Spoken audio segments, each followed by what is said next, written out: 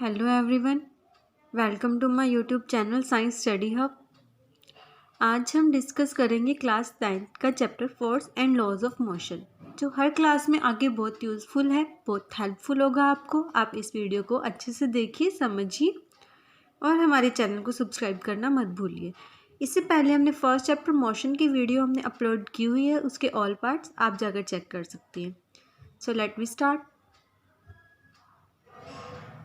Force and laws of motion. What is force? Force क्या होता है? फोर्स होता है जोर लगाना। And laws of motion, laws of motion के लॉज हमने पढ़ने हैं इस चैप्टर में।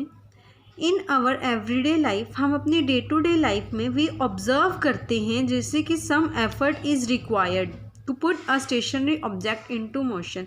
कोई चीज़ है, तुम एक लगा लो, कोई घर पे कोई टेबल पड़ा है, ठीक है, उसको मूव कराने के लिए हमें उसके ऊपर कोई फोर्स लगाना पड़ेगा ना कुछ उसको एफर्ट्स हमें अपने पुट करने पड़ेंगे। और to stop a moving object, और कोई चीज़ मूव कर रही है उसको रोकने के लिए भी हमें एफर्ट्स लगाने पड़ेंगे। This concept of force is based on push, hit और पुल ऑन।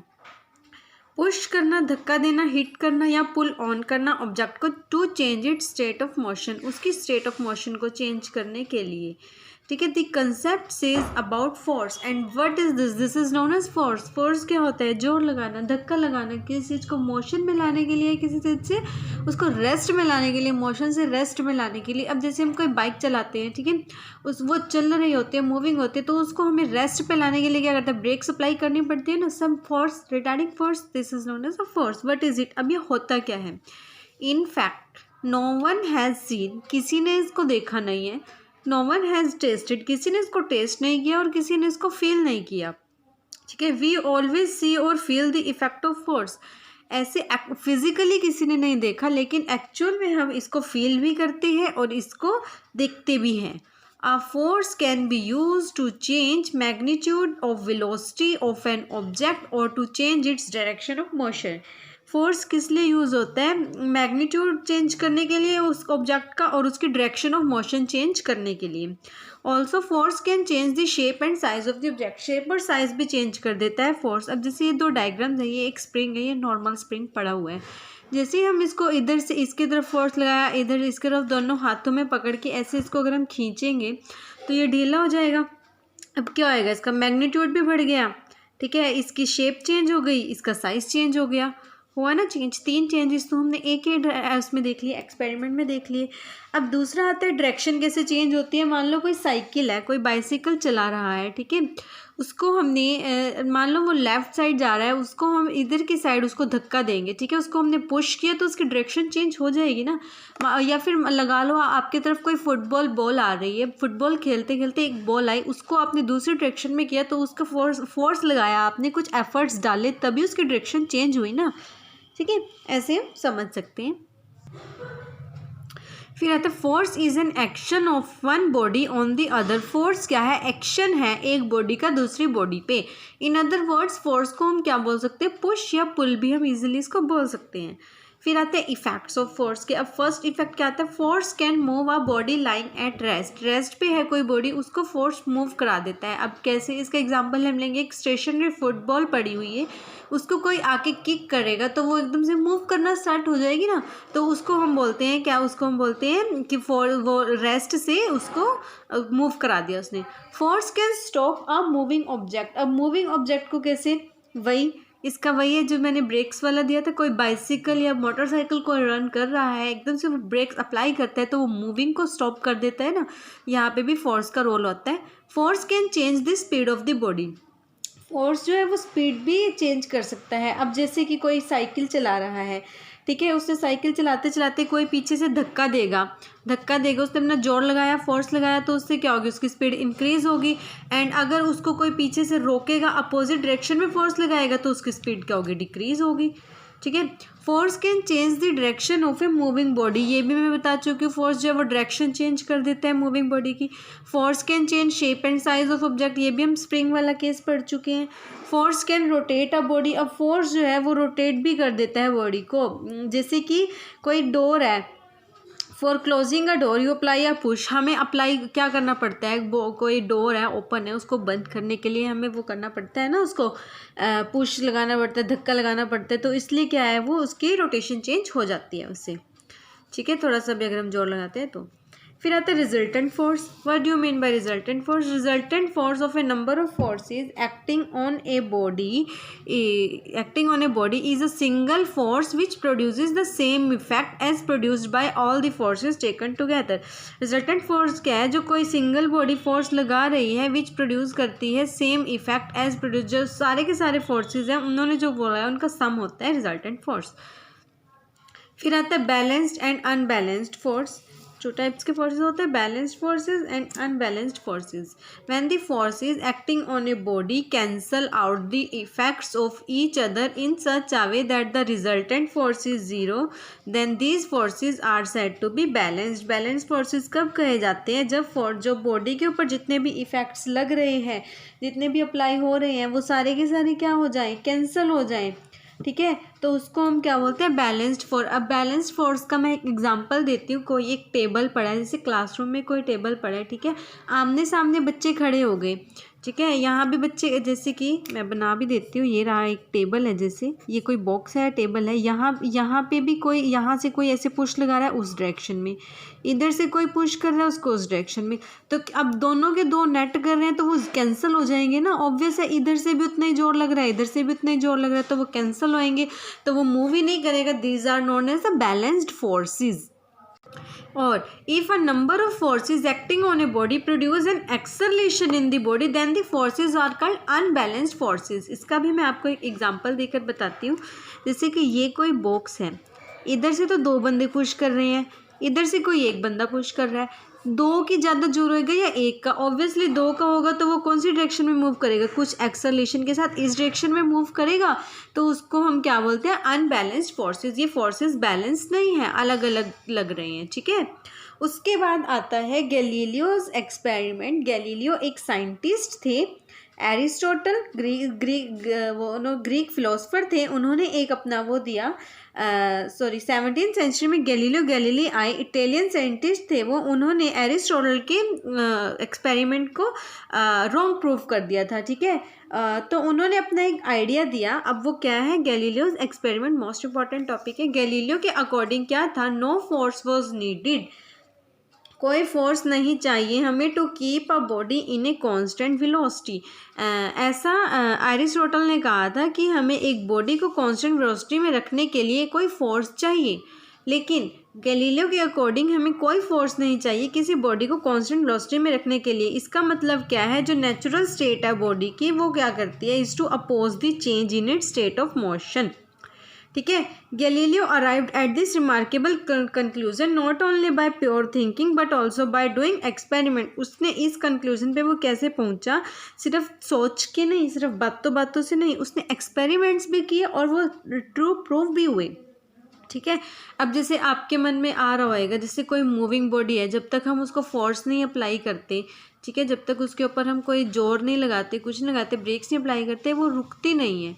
ठीक है, तो कोई एक जैसे बॉल जा रही है, बॉल को हमने कोई पुश किया, वो एकदम से अपने आप से कैसे रुक जाती है? ऐसे ऐसे क्वेश्चंस आप सबके माइंड में आ रहे होंगे, इसके आंसर्स आपको मिलेंगे इसी चैप्टर में। ठीक है, अब उसने एक्सपेरिमेंट किया, ये देखो, ये उसने एक टब ली, ठीक है, एक वुडन बोर्ड्स हैं, ये वुडन बोर्ड है, इसके अंदर ये ग्लास की वो है, बॉल है। ठीक है, ये पी पॉइंट से उसने बॉल को ड्रॉप किया। अब जब ऐसे ये बी से आती हुई आई पहले यहाँ से, तो जैसे ऊपर से नीचे आती है तो डिक्रीज़ होती है, वो सॉरी स्पीड इंक्रीज़ होती है ना, यहाँ से इंक्रीजिंग स्पीड के साथ आई, यहाँ कांस्टेंट स्पीड से चली बी और सी पे, सी से ऊपर की तरफ गई, उसको थोड़ा ज़्यादा जोर लगा, लेकिन वो सेम हाइट के ऊपर पहुँच गई।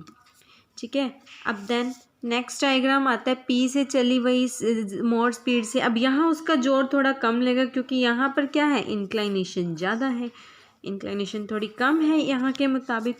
अब यहाँ पे सरफेस प्लेन है तो यहाँ पर वो सीधी चली गई। ठीक है, यहाँ से वो सीधा मूव हो गई बी सी डी के अकॉर्डिंग। अब इससे क्या कंक्लूड हुआ? It should be concluded that for continuing motion in a horizontal plane. अब हॉरिजॉन्टल प्लेन में वहाँ तो उसका फोर्स लग रहा था, हॉरिजॉन्टल प्लेन में मूव करने के लिए कोई फोर्स की ज़रूरत नहीं है, कोई फोर्स हमें रिक्वायर्ड नहीं है। ये था गैलीलियोस एक्सपेरिमेंट, जो बाद में फर्दर एक्सप्लोर किया किसने, इसाक न्यूटन ने। न्यूटन जो है वो इंग्लैंड में बॉर्न हुए थे उसी ईयर में जब गैलीलियो की डेथ हुई 1642 में। जो मेन क्रेडिट था बेटर अंडरस्टैंडिंग का फोर्स के कंसेप्ट का वो न्यूटन को दिया गया, ठीक है। उसने 3 लॉज ऑफ मोशन के ड्राइव किए। मेन क्रेडिट था बेटर अंडरस्टैंडिंग का इस कंसेप्ट के फोर्स के और रिलेशन का मोशन के बीच में, वो न्यूटन ने दिया और he formulated 3 laws of motion. उसने 3 लॉज ऑफ मोशन बनाए। फर्स्ट आता है Newton's first law of motion, what it says, it states that a body at rest will remain at rest and a body in motion will remain in motion with the same speed and in the same direction unless an unbalanced force acts on it to change its state of rest or of uniform motion। ये आपको लो as it is याद करना है।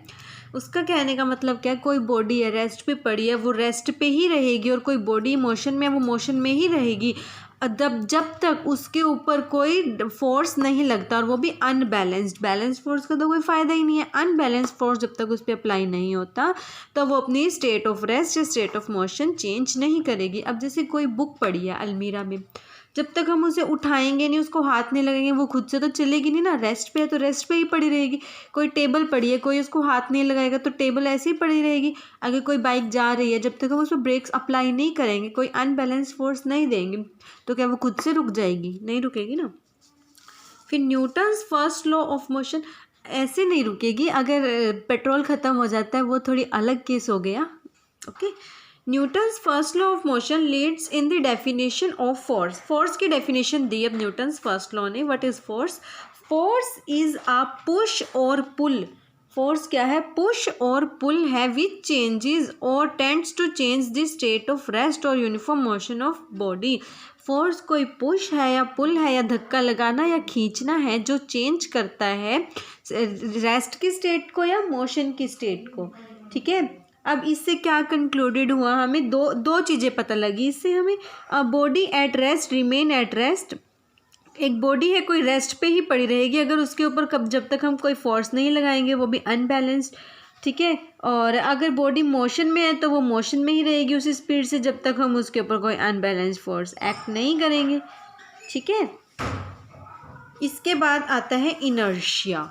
What is inertia? Newton's first law is also called Galileo's law of inertia. Newton first law को हम क्या बोलते हैं? Galileo's law of inertia भी बोलते हैं। According to the law of inertia, law of inertia के according tendency of a body, किसी बॉडी की टेंडेंसी है to oppose any change in it state of rest और motion is called the inertia of the body. किसी body की tendency to oppose any change in its state of rest और motion, ठीक है। जैसे कि उसको रोकने की टेंडेंसी है जिसके पास, उसको क्या बोलते हैं? Inertia of a body. अब इनर्शिया भी 3 टाइप्स का होता है। Inertia of rest. What is inertia of rest? Resistance offered by a body to change its state of rest is called the inertia of rest. Resistance offer करती है जो body जब वो रेस्ट की पोजीशन चेंज होते हैं, उसको बोलते हैं इनर्शिया ऑफ रेस्ट। अब इसका मेरे पास बहुत अच्छा एग्जांपल है। जैसे कोई बस है, बस में हम खड़े हैं, अचानक से हम खड़े आराम से, बस एकदम से स्टार्ट होती है, आपको एकदम से आगे की तरफ या पीछे की तरफ ऐसे धक्का लगता है ना, ठीक है। वो क्यों लगता है? हमारे पैर होते हैं, बस रेस्ट पे होती है, बस के अकॉर्डिंग हमारे पैर भी किस में होते हैं? रेस्ट में होते हैं, क्योंकि बस के टच में होते हैं हमारे फीट्स, तो वो रेस्ट की पोजीशन में होते हैं। एकदम से जब बस स्टार्ट होगी सडनली, तो हमारे पैर भी एकदम मूविंग कंडीशन में आएंगे, लेकिन हमारी जो होल बॉडी है ऊपर की वो क्या होगी? रेस्ट में होएगी। तो इस वजह से क्या होगा, हमें थोड़ा सा मोशन महसूस होगा, थोड़ा सा झटका इस वजह से लगता है। Inertia of motion. अब इनर्शिया ऑफ मोशन क्या होता है? Resistance offered by a body to change it state of motion. अब स्टेट ऑफ मोशन से किसी दूसरे चेंज करने के लिए, हम दूसरे स्टेट में आने के लिए इनर्शिया ऑफ मोशन बोलेंगे उसको, जो हम उसके ऊपर फोर्स लगाएंगे। अब इसका मेरे पास रिवर्स एग्जांपल है। कोई बस मूव कर रही है, बस मूव कर रही है, हमारे फीट उससे टच में है, तो हमारे फीट भी मूव कर रहे हैं, लेकिन बॉडी इज एट रेस्ट, ठीक है। एकदम से ब्रेक्स अप्लाई की चेंज स्टेट चेंज करने के लिए, रेस्ट पे आने के लिए, ठीक है। तो एकदम से जो हमें फील होगा, थोड़ा सा धक्का लगेगा, लगता है, ये आप फील भी कर सकते हो। कभी आप ट्रैवल करो बाइक से, बस से, कार से, कहीं भी, ठीक है, एकदम से लगता है तब होता है ये। ठीक है, तो वो जो रेजिस्टेंस हमारी बॉडी ऑफर करेगी वो उसको क्या बोलते हैं, इनर्शिया ऑफ मोशन। अब इनर्शिया ऑफ डायरेक्शन क्या होता है, resistance offered by a body to change its direction is called the inertia of motion. ठीक है, इनर्शिया ऑफ डायरेक्शन। अब इनर्शिया ऑफ डायरेक्शन में क्या होगा, जैसे डायरेक्शन चेंज होती है, जैसे ये बाइक पे हम कार है या बाइक है, हम कहीं जा रहे हैं, एकदम से मूव करते हैं, थोड़ा टेढ़ापन आ जाते हैं ना, हम थोड़े टेढ़े हो जाते हैं अंदर बैठे बैठे, तो या थोड़ा सा मूव कर जाते हैं, जो भी है वो होता है इनर्शिया ऑफ डायरेक्शन। ठीक है, इसके बाद इनर्शिया और मास में जो है एक डिफरेंस आता है छोटा सा, इतना कोई ज़्यादा बड़ा टॉपिक नहीं है इनर्शिया और मास में। ठीक है, जैसे कि अलमीरा है, कोई फुल ऑफ बुक्स की है, ठीक है, उसके ऊपर ज़्यादा मास है, ठीक है, वो ज़्यादा रेजिस्टेंस दिखाएगी तो उसको मोर इनर्शिया ऑफ रेस्ट, उसका उतना ही ज़्यादा होगा, उतना ही ज़्यादा हमें उसे प्रेशर लगाना पड़ेगा। मास क्या है, इनर्शिया का मेज़र है। ठीक है, एक हैवी बॉडी है, अगर वो ऑफर करती है मोर इनर्शिया लाइटर बॉडी से, अगर तीनों टाइप्स ऑफ इनर्शिया के लिए, ठीक है, आपको याद रखना है resistance to change in the state of motion और rest of a body is called inertia which is proportional to the mass of a body. Inertia is always proportional to the mass of a body. Inertia is proportional to a mass of a body, जितनी ज़्यादा body का मास होगा उतनी ज़्यादा क्या होगा, inertia होगा। ठीक है, thank you so much guys for listening my video carefully. Hope you all are safe at your homes. Please आप अपना प्यार हमें दिखाते रहिए, हमें लाइक करिए, सब्सक्राइब कीजिए, शेयर कीजिए एंड कमेंट कीजिए। Thank you so much. आगे के टॉपिक्स हम दूसरी वीडियोस में नेक्स्ट वीडियो अपलोड करेंगे, उसमें आएंगे second law, third law etcetera और उसके ऊपर न्यूमेरिकल्स। Thank you.